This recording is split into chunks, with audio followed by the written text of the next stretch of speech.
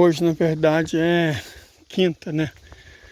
Mas como hoje, entre que eu já andei e que eu vou andar, nós vamos percorrer 23 quilômetros a pé, ou seja, uma meia maratona usando botina mateira, amanhã eu vou estar só o caco, né? Então não vou ter como descer para postar.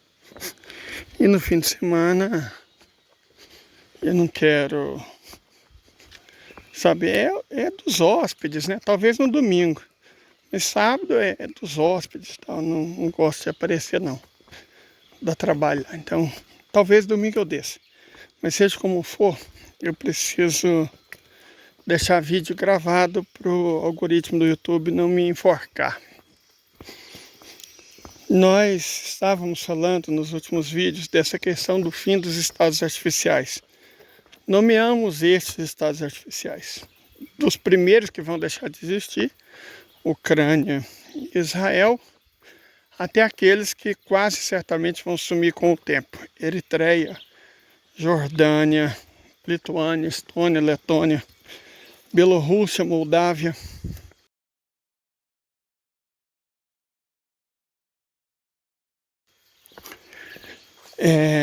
Taiwan, Coreia do Sul.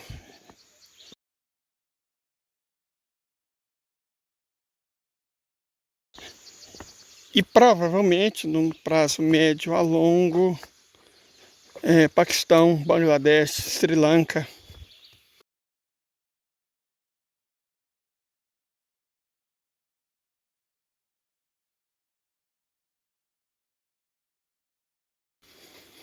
Né? Também não tem um futuro. Reino Unido também vai ser dos primeiros a assumir, eu esqueci, perdão. O Reino Unido vai ser um dos primeiros estados hoje existência deixar de existir por conta das mudanças geopolíticas que virão, né? Estados Unidos também, nós inclusive colocamos um mapa.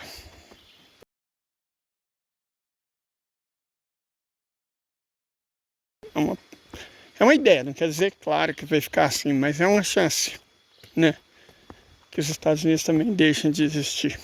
Isso é quase certo, né? Não tem um senso de país, aquilo é um mercado, não é um país. Então, não existe cidadania nos Estados Unidos.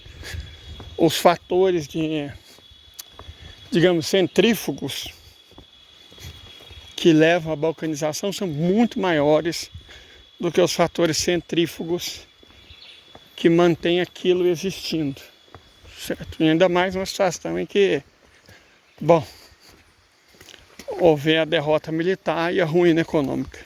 Farinha pouco e o pirão primeiro. Os Estados Unidos não tem chance enquanto nação.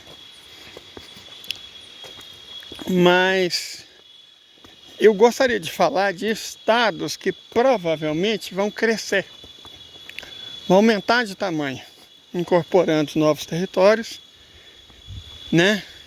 E talvez surgindo de início através de confederações e por fim transformando-se em outros estados nacionais. Quais são esses estados? Olha, a Índia, eu acredito que ela vai crescer por uma série de questões que eu quero comentar. A Indonésia também tem grandes chances, tem o perfil, né? A Etiópia, a Arábia Saudita, e é provável que algumas formas de estados nacionais surjam no Sahel, na África Ocidental, né? E talvez, em função da podridão de Ruanda, até na África Central. E a proposta do Ukelele lá, o radical extremista de El Salvador, de recriar os Estados Unidos da América Central, não é ruim nem impossível, certo? Então vamos falar rapidamente sobre isso. Porque o mundo que está sendo construído não vai ser só um mundo de estados que vão deixar de existir. É também um mundo de estados que vão crescer. Rússia, óbvio, né? China, também óbvio. Estados que vão surgir. Mas começa pelo mais evidente. A Rússia já incorporou partes importantes do território da Geórgia, um terço do território georgiano, e da Ucrânia. No fim, vai incorporar toda a Ucrânia e talvez toda a Geórgia. Certamente os 3 patetas do Báltico: Estônia, Letônia e Lituânia. Já incorporou na prática a Bielorrússia. O Cazaquistão todo ou parte dele. O Azerbaijão todo ou parte dele. A Armênia e a Geórgia. Certo? Em relação à China, ela vai voltar a ter o território que é o que ela deveria ter desde o fim da Revolução Chinesa, né? Não fosse os Estados Unidos.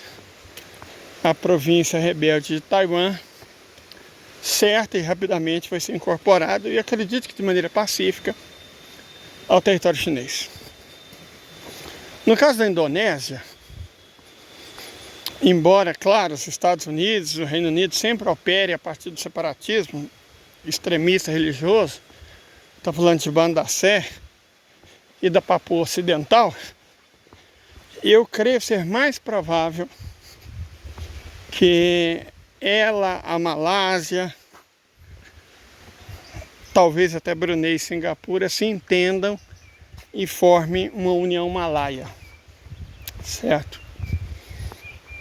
Não digo toda a Insulíndia, porque as Filipinas têm suas próprias características, mas a parte muçulmana da Insulíndia, eu creio que, e de língua malaia, né? Eu creio que tem grandes possibilidades de tornar-se uma nação, vamos chamar assim.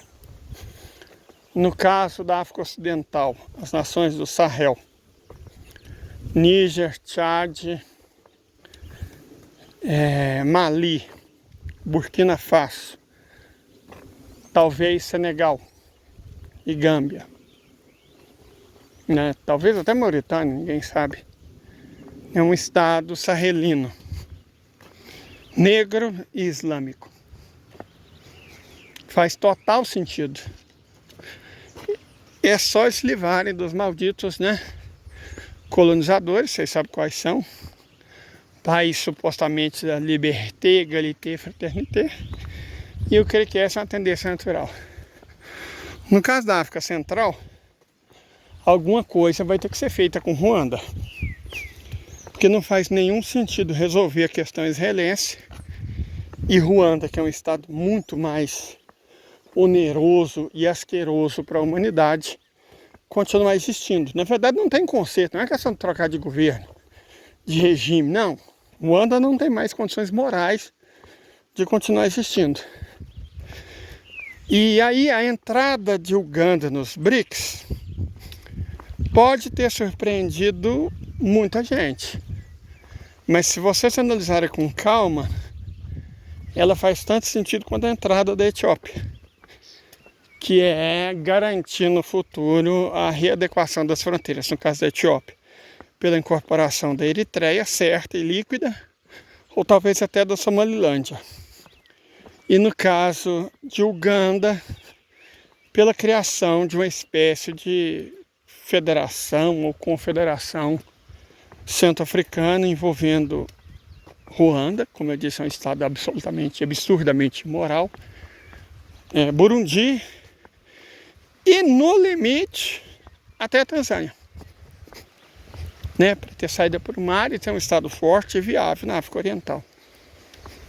Certo? Acho que seria muito interessante do ponto de vista de interesse das próprias populações e do ponto de vista do interesse chinês, que vai ser cada vez mais quem manda na África, principalmente depois da dissolução do Estado legítimo e finalmente da construção de pontes terrestres, né, na forma de ferrovia, principalmente rede de trem-bala, ligando a iniciativa Cinturão Estrada aos trens-bala do Egito, né, conectando Eurásia e África, né, talvez até por rodovia também, Então, resolvido o problema horrível do Oriente Médio, né, que é o Estado legítimo, o caminho para a paz e para a prosperidade vai se abrir para a África inteira. Então, nesse sentido, uma África próspera, ela praticamente exige um Estado forte e próspero